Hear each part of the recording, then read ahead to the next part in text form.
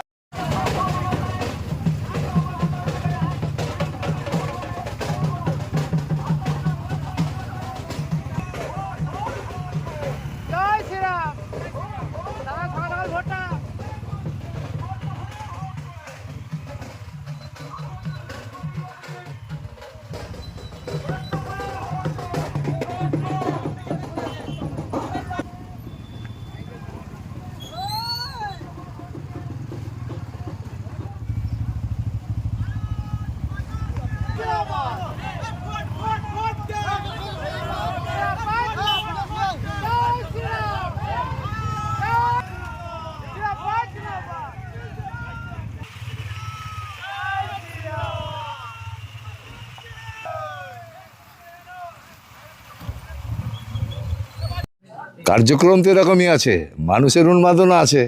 বিভিন্ন গ্রামে যে রাস্তায় আমরা যাব ঠিক করেছিলাম তাতে একটা নির্দিষ্ট টাইম ছিল 2টোর মধ্যে হবে, কিন্তু আর মানুষের চাহিদা আমাদেরকে এদিকে যেতে হবে ওদিকে যেতে হবে, স্বাভাবিক কারণেই আমরা যেতেও রাজি।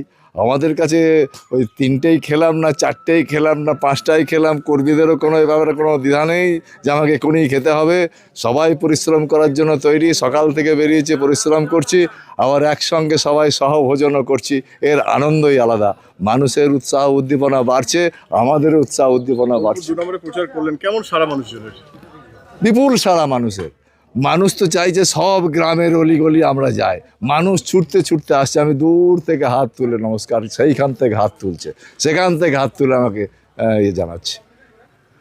তো আছে ফল খুব ভালো। মানুষ খালি পরিবর্তনের জন্য ভোট দেওয়ার সময় পর্যন্ত অপেক্ষা করছে।